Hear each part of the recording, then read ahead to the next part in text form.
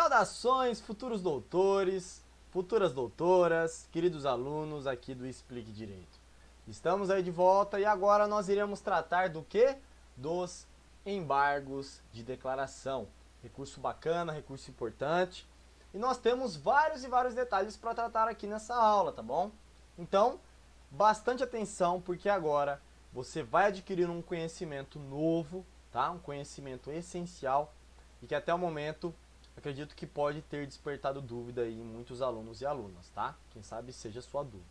Então, vamos lá? Vamos começar então tratando dos embargos de declaração.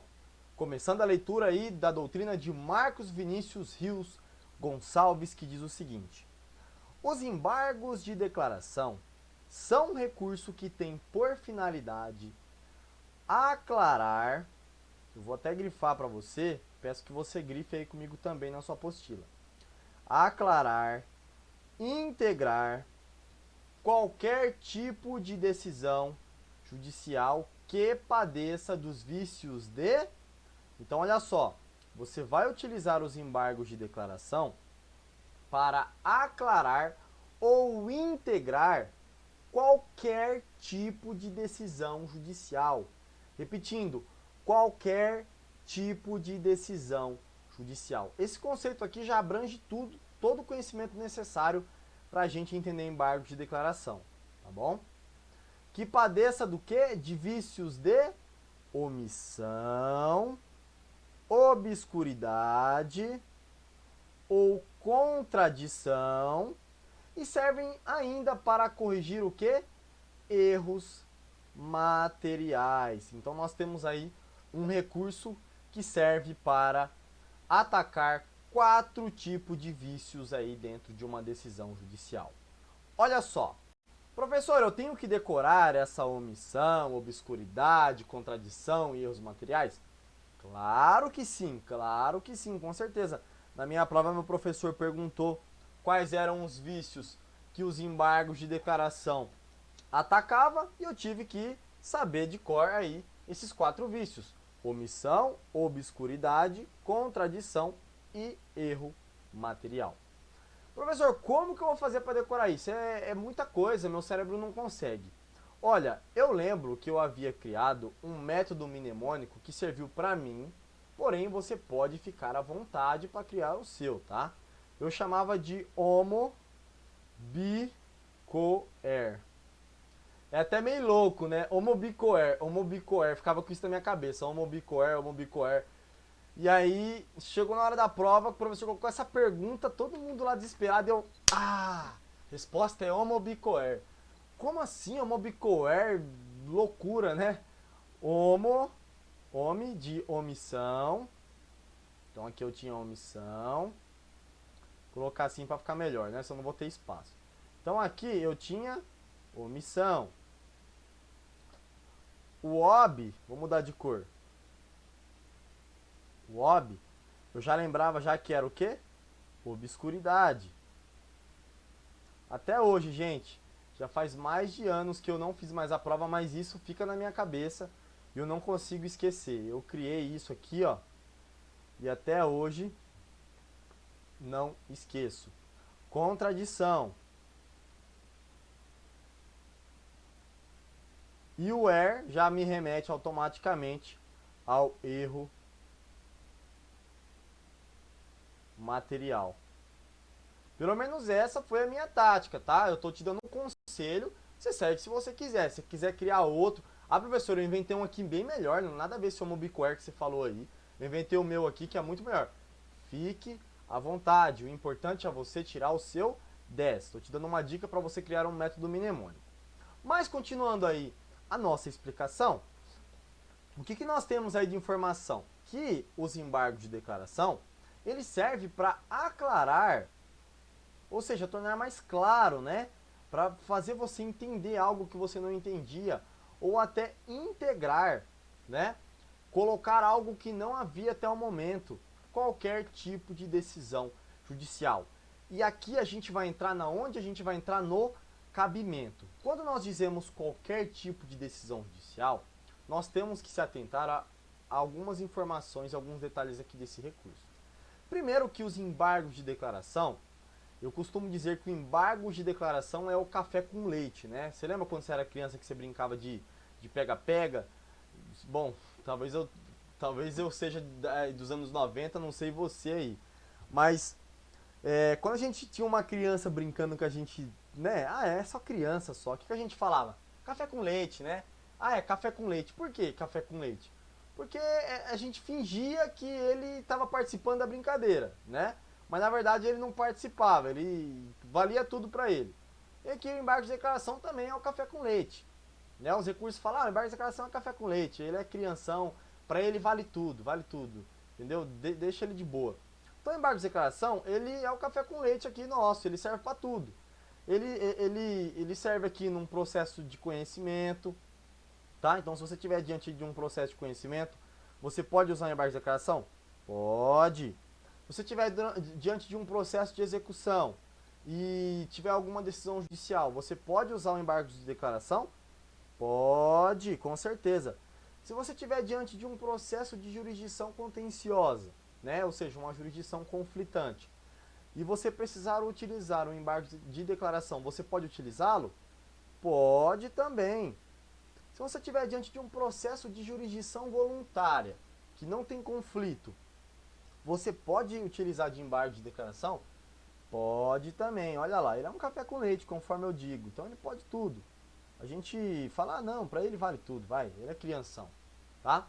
E também os embargos de declaração, quanto ao cabimento, ele também serve para opor qualquer tipo de decisão, seja ela uma decisão interlocutória, seja aí uma sentença, ou seja um acórdão.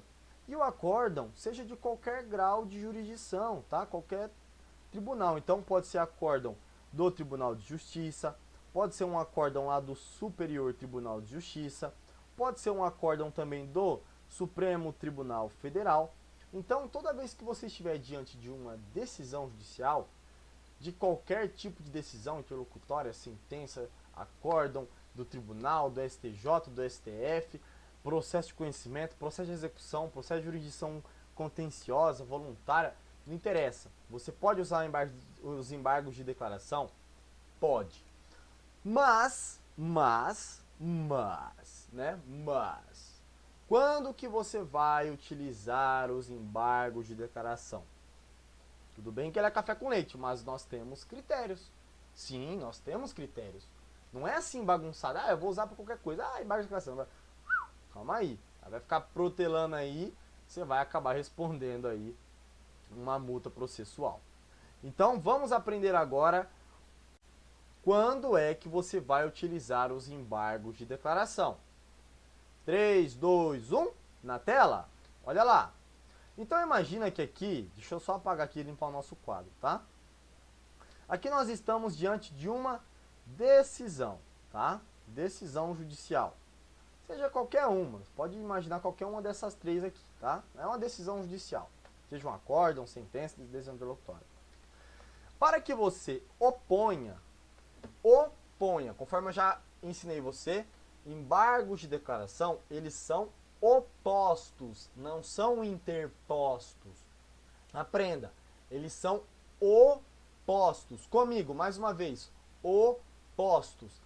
Decore isso, por favor, porque você não pode colocar na sua prova interposto, é oposto. Então, os embargos de declaração, eles são opostos quando você estiver diante de omissão, conforme você já decorou aqui comigo, obscuridade, contradição ou erro material, tá? E agora eu vou explicar detalhadamente o que é cada uma delas. Primeira delas aí, a bendita omissão. O que seria a omissão? A omissão, ela existe quando o juiz não se manifesta sobre ponto que exige sua manifestação, tá? Então imagine que você faz 3 pedidos no seu processo. Você quer que o juiz condene o requerido ao pagamento de danos materiais, danos morais e lucro cessante, tá? A título de exemplo. Por óbvio, o juiz ele deverá se manifestar sobre os 3 pedidos. E aí o juiz, ele julga procedente e aí condena o réu a pagar os danos materiais, danos morais e não fala nada do lucro cessante. Ele fica omisso, ele fica quieto ali na sentença, ele não falou nada.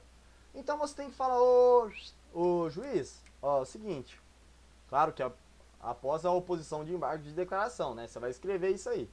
Falar, então, juiz, é o seguinte, houve o pedido aqui de lucro cessante e o senhor não se manifestou. E aí, doutor? E aí, excelência? Como que fica isso aí? Porque a gente tem aqui um caso de omissão, não é verdade?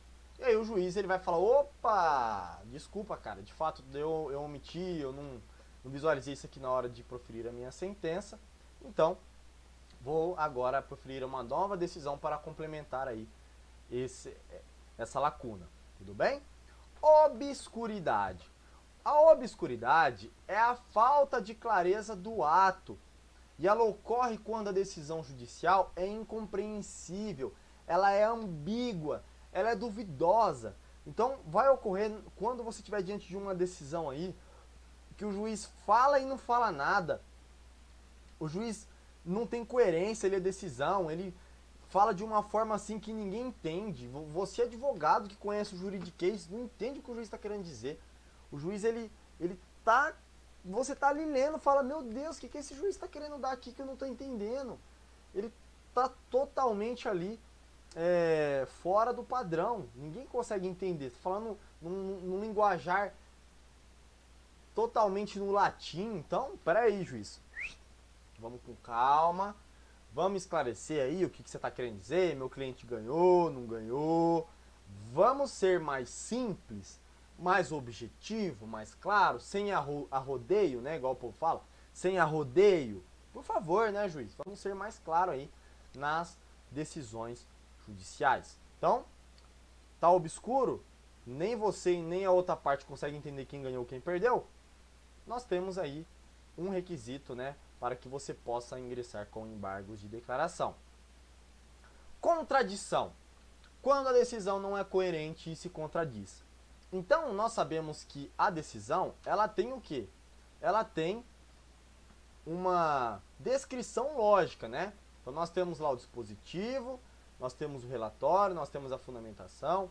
Então, o juiz, ele faz o resumo do processo, né? Faz aquele resuminho prévio, depois ele vem fundamentando e depois ele vem com o dispositivo dizendo se julga ou não procedente. Então, a fundamentação, ela deve ter uma relação de dependência com o dispositivo.